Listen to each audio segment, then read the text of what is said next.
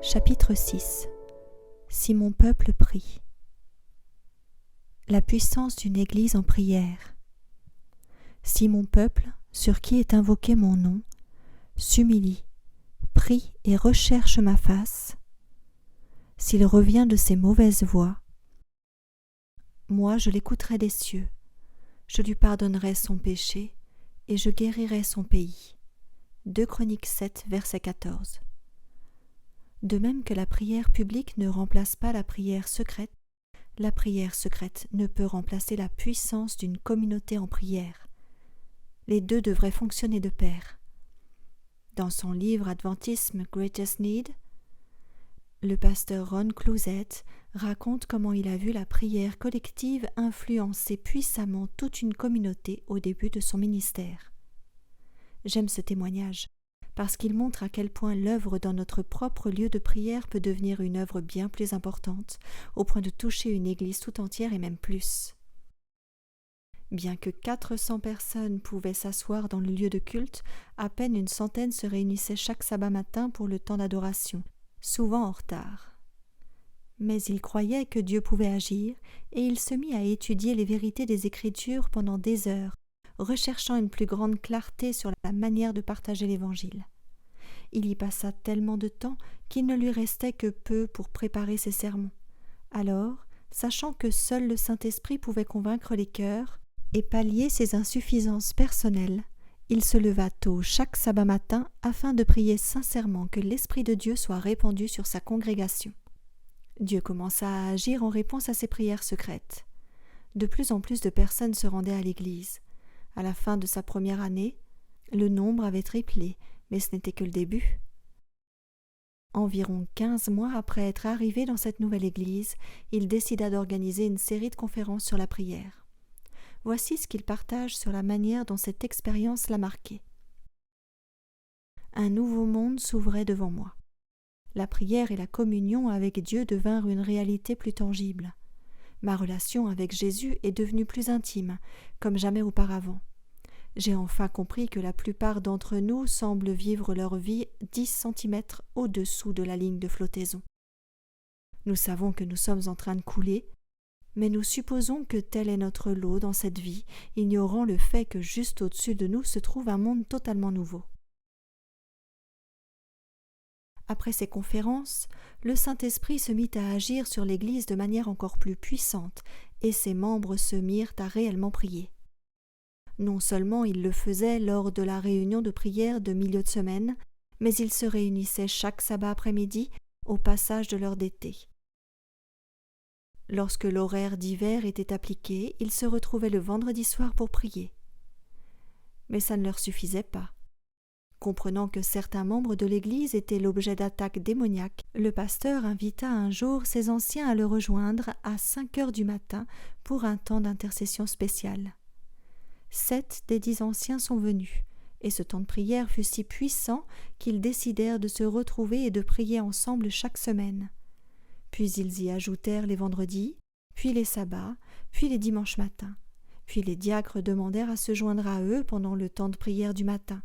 Ensuite, des membres demandèrent s'ils pouvaient eux aussi les rejoindre. Ce groupe en croissance commença à prier chaque matin de la semaine. Alors que l'Esprit de Dieu était répandu, le pasteur vit de plus en plus de victoires spirituelles parmi les membres de l'Église. Des dirigeants qui autrefois ne s'intéressaient pas à la prière ne voulaient plus arriver en retard au comité d'Église, car les 30 premières minutes étaient consacrées à la prière. À la suite de la bénédiction de l'Esprit Saint, l'évangélisation décolla. La salle d'échange se transforma en centre du vivre mieux, où des dizaines de séminaires sur la santé, l'économat et la famille se déroulèrent, résultant en un nombre croissant de baptêmes. La deuxième année, le pasteur fut convaincu de mener une série de conférences sur le Saint-Esprit. Il en résulta de nombreuses bénédictions. Des petits groupes furent formés et une nouvelle église vit le jour. Parce que la puissance divine avait radicalement changé les vies de ses membres, un temps de témoignage fut inclus dans le culte du sabbat afin de pouvoir partager ses expériences. Le pasteur Clouzet rapporte que des membres faisaient plusieurs heures de trajet en voiture pour se rendre à l'église, simplement pour pouvoir entendre ce que Dieu faisait dans la vie de leurs frères et sœurs de l'Église. En méditant sur ce témoignage extraordinaire, je me suis souvenu ce qu'Ellen G. White avait écrit. L'Esprit Saint descendant sur l'Église est un événement attendu avec impatience dans l'avenir. Mais il est du privilège de l'Église de le recevoir dès maintenant. Recherchez-le, priez pour cela, croyez-y. Il nous le faut et le ciel attend de le répandre. Il est difficile de résumer le témoignage du pasteur Clouzet, car Dieu continue de le bénir davantage.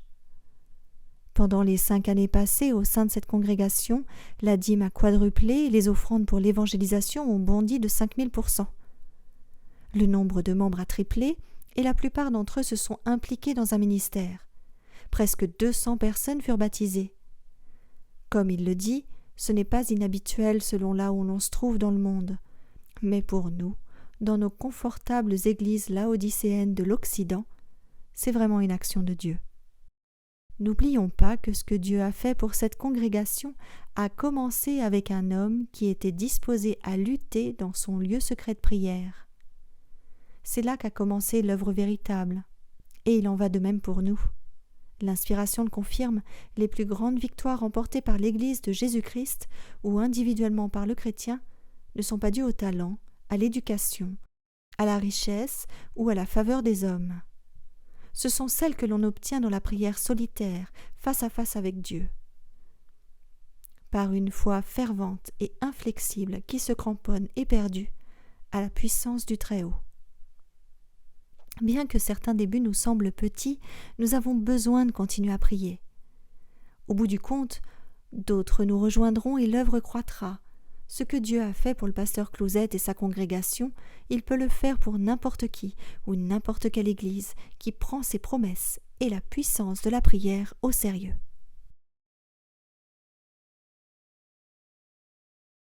Les bénédictions de la prière collective.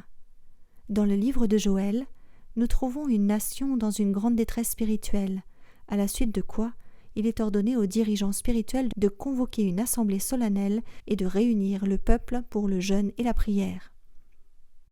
Qu'entre le portique et l'autel pleurent les sacrificateurs, ceux qui sont au service de l'Éternel, et qu'ils disent « Éternel, épargne ton peuple, ne livre pas ton héritage au déshonneur, pour qu'il soit la fable des nations.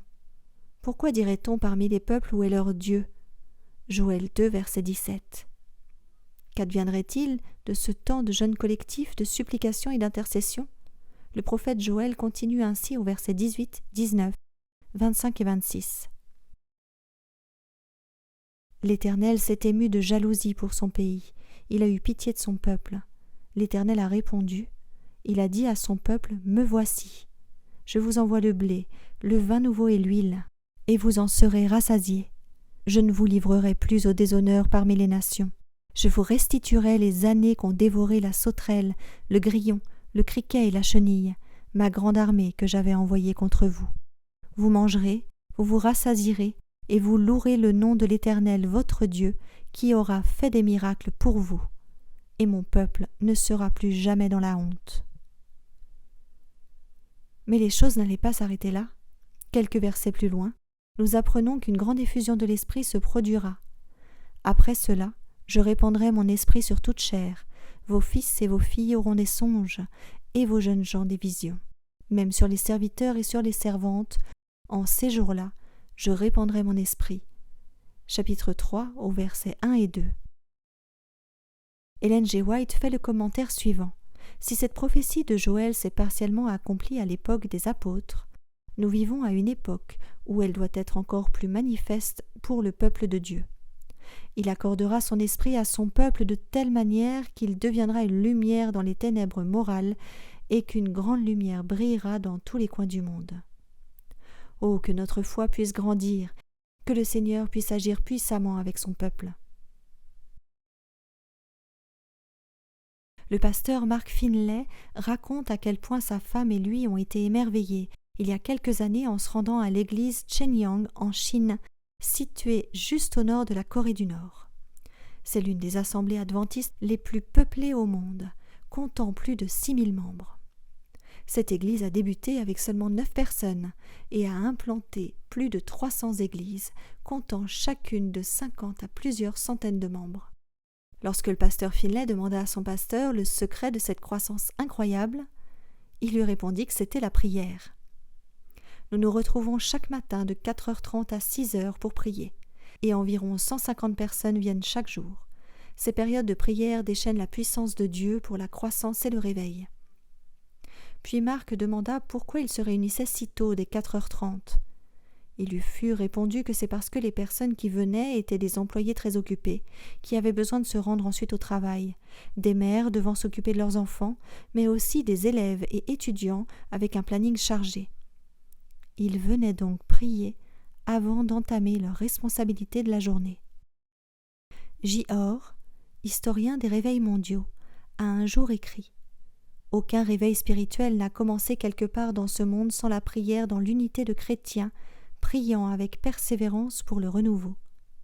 Saisissons l'opportunité de ce cadeau qui nous est fait, ce privilège de la prière à la fois privée et collective. Il nous a été promis. Quand l'Esprit de Dieu aura la route libre, la bénédiction viendra. Satan ne peut empêcher les averses de bénédiction de descendre sur le peuple de Dieu, pas plus qu'il ne peut fermer les écluses du ciel pour empêcher la pluie d'arroser la terre. Vouloir à tout prix que Dieu agisse. La plupart d'entre nous pourraient tirer une leçon précieuse de l'exemple de la prière de nos frères et sœurs chinois, en se demandant si nous voulons à tout prix voir le Saint-Esprit répandu dans nos vies et ministères. En sommes-nous arrivés au point où nous sommes prêts à sortir de notre routine confortable pour nous joindre à nos frères et sœurs dans la prière? J'ai un jour entendu un homme demander à son pasteur ce qu'il faudrait pour qu'un vrai réveil de l'Esprit Saint survienne dans sa vie et son ministère. Son pasteur lui expliqua qu'il devait le baptiser afin de le lui montrer. L'homme trouva sa démarche étrange, mais il accepta. Dans le baptistère, le pasteur couvrit le nez de l'homme de sa main et l'immergea doucement. Plutôt que de le relever immédiatement après, le pasteur continua à le maintenir sous l'eau. L'homme, incertain de ce qui se passait, commença à lutter un peu, mais l'empoigne du pasteur était ferme. Au bout de quelques instants, la panique s'empara de lui, et croyant que le pasteur essayait peut-être de le noyer, il se débattit violemment pour se libérer. C'est à ce moment-là que le pasteur le ramena à la surface. Visiblement secoué et haletant, l'homme cria « Que diable étiez-vous en train de faire? Me noyer ?» Le pasteur lui répondit calmement « Lorsque vous serez aussi désespéré de vivre ce réveil que vous l'avez été de respirer à l'instant, alors le Seigneur enverra le réveil. »